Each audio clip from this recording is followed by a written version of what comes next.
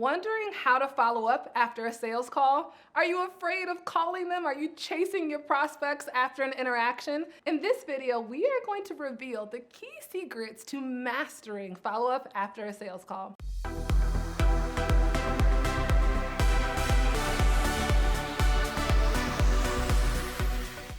I'm LizJSimpson, founder of the Big Money Movement, accompanied by Cheryl Works and Heather Petherick, our esteemed coaches at the Big Money Movement, where we help women entrepreneurs land 5- and 6-figure corporate clients. AKA, we know this, we got this, we're gonna help you. So first and foremost, what do we wanna say about following up after a sales call? Let's go, Heather, here we go. No, I know the answer. All right, I gotta point out the biggest misstep. If we are in a position where we're chasing, we've had an interaction with a buyer or a prospect, and now we are chasing them down, it signals the biggest mistake in sales, and that will rob your bank account. It is not scheduling the next interaction before the current one has expired. Say that again. Yeah, Please. We never. So this is a golden rule, a success principle in sales. If you're having an interaction with a buyer or a prospect right now, you should never close that conversation before you have agreement and commitment for the next interaction. So scheduling that next call, and I don't care whether it's tomorrow, next month, or 6 months from now. Right. That's okay, because depending on the conversation and the nature of where they are in the buying decision, it doesn't matter that length of time. Yes. The golden rule is you never leave this conversation before you've built the bridge to the next. And that alone will prevent any of this from happening. Any chasing down, cajoling, or praying that they'll call you back. What else? Yes, I want to add to that. Like I want to just go a little bit deeper down this, because we have these interactions weekly with the women that we coach, and so the question will be, but they didn't know that what the next step was. They weren't sure they were ready to make a buying decision, or they said they had to think about it, or the stakeholder is on vacation. And can we talk about just how our approach to that? I'll say first and foremost, for me, when I hear that, even if they're not sure what the next step is, giving that space of, okay, let's say that I have a conversation, they're like, okay, I might be interested, I need to talk to so-and-so.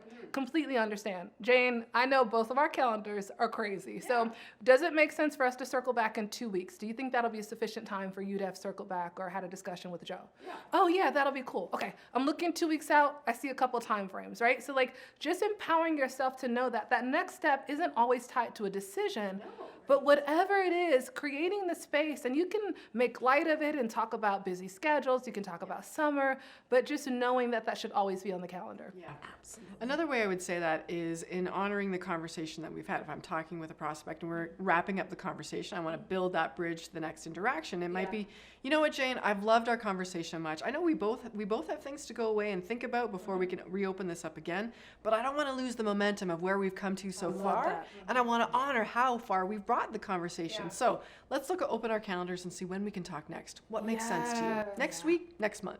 Yeah, I love that. The honesty of it too, it makes me think of a client. I'm trying to think of a made up name, that's why I'm looking around. So it makes me think of a client, I'll call her Sarah. I'll call her Dr. Sarah to kind of, to help you all know who I'm talking about. And she had brought to a Q&A call one of those challenges, right? And she felt like she was chasing the prospect. And we empowered her to use the truth as her reason. Like the truth was, it felt really uncomfortable and out of alignment with who she was having to call and chase them down and email. And if she could have used that language previous to that to say, I know you're going to be busy. I don't want to be that person who's leaving multiple phone calls or messages or emails. So just to mitigate that, right? So like using the truth, I think with sales, people always feel like, oh, I have to have like this sexy script or language. These magic words, right? Like, think about what's in it for them, the with them. Like think about why the way you're leading the sales process benefits the prospect, and then use that language to empower yourself in that moment. Cheryl, okay, I know.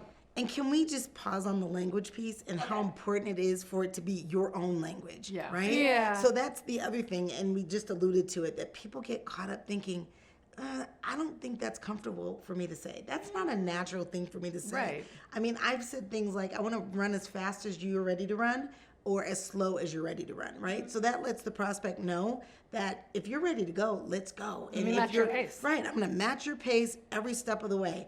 But if not, a month out is fine. 6 weeks out is fine. 6 months out is fine. But at some point, we just have to have commitment. The other piece of it is, Buyers are making micro decisions all the time. And I will tell you, once you're in a sales process, with regard to those micro decisions and their exposure to other solutions, time is not on your side. No. They will get exposed. Time kills deals.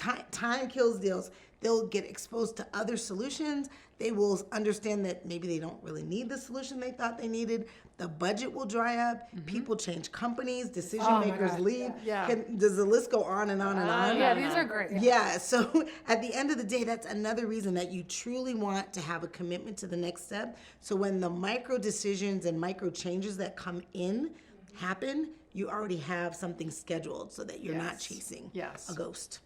Which brings me to the next point of this. When we talk about following up from a sales call and that next point, I think you should be using a sales CRM and documenting, right? So big plug for Pipedrive, holla at your girl, we should be talking. But with Pipedrive, that's a sales CRM I'm telling everybody about, right? And what I love about Pipedrive is if I've had a sales conversation and I go into Pipedrive Sales CRM, Customer Relationship Management Tool, it's a technology or software that you would use to document your sales processes. I would say, okay, I just finished this call with John Doe. And then Pipedrive would populate a new box and it would say, what's the next step? Yeah. Right? So it's just creating that behavior. Yes. And then if I document that, to your point, Heather, if that interaction's weeks, months, however long away that is, then the technology thinks for me. Yeah. Right? And then it's less about overwhelm. So now if I document the interaction, what we talked about, what their thoughts were, who was all involved in the decision, what the next step is, when that next step is happening, literally like 5 p.m., January 22nd, then I can almost leave it alone and not think about it. And right? you freed up your mental capacity to deal with other matters, Right. right? And know that I'm not dropping any balls. It's all recorded. Yes. And then January 22nd shows up. I pull up my CRM. I have the habit, and it's like, oh, you're supposed to email John Doe today. Oh, thank you. Perfect. So that can be a process. Yeah. Let me throw in a monkey wrench, right? Because we teach the golden rule of, making sure you schedule that next step. I don't know if the chicklings always listen to the mama bears, right? Is that a good? Are those different animals and species that I just? I think I get your reference. But it's okay. We're with you. But that being said, not everyone does that, right? Or not everyone has heard that. So let's say I ended a sales interaction. There was not a next step scheduled. How should I follow up? How do I make up for that? I think the key is first and foremost, have a plan. Understand the value you're going to bring. Please do not reach out to people and say, I'm just following up. Howdy doody, just calling to see how you doing today. Don't do that. Just following up, just checking in, just circling back. No. We've passed that age of all of those things. And so understand the value that you're going to bring. In this era, direct ask is best. You want to be very clear about what you're asking. So all of the niceties that go up top, you could probably save that because people are super busy. Yeah. Just really, I think value and respect for their time is key, and bringing something to the table. Right. So if you're following up, and I'm just going to give you kind of the secret sauce. You're following up to get to the next step, which might be a meeting or a phone call, and you did not schedule it. And now you're trying to figure out how to make that happen. A lot of times you can bring an insight or a resource to the forefront, right? Or maybe you want to introduce them and connect them to someone else, right? And get them some engagement. And then you can say to them, I know that we were going to speak again, and ask the question. I'm not going to give the words because it's different for everyone. Ask the question about what would be a good time and date to meet. Agreed. It makes me think of, we talk all the time about like Bob Berg's book, the Go Giver, right? Making those deposits, give before you get. And so if assuming you've had a conversation with this individual, which is what we're saying, you're following up after a sales call, what did I learn from that conversation? What was important to that person? What resonated with them in that conversation? And when I'm trying to advance it to the next step, when I reach out, I'm referencing what I've heard of them. I'm leveraging that information as a conduit to take us to the next step, right? Yeah. Now, I know this has happened to a lot of our BMM members who haven't scheduled that next interaction before the first one closes. So sometimes you've got to do some aggressive or more assertive reach out to kind of reinvigorate the conversation. Because as you said, the buyer gets distracted, they get busy, other things are happening.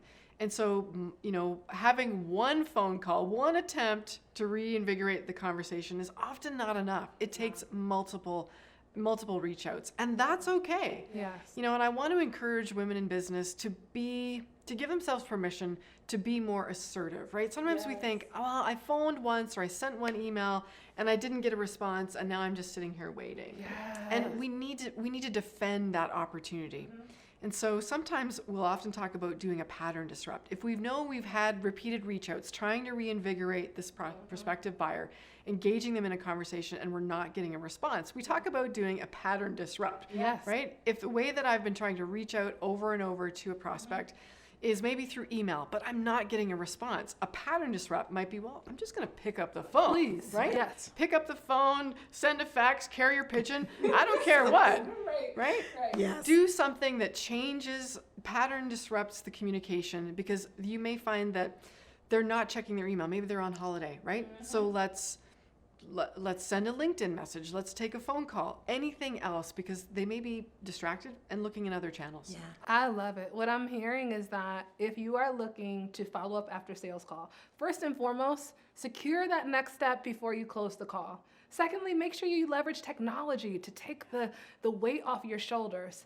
Third, make sure you have a pattern disrupt with those clients and leverage something that resonated with that client in the conversation. All right, so now that you know how to re-engage a client or prospect after a sales conversation, let's talk about how to secure that deal. Click the next video where we will talk about 4 tips to closing sales. See you there.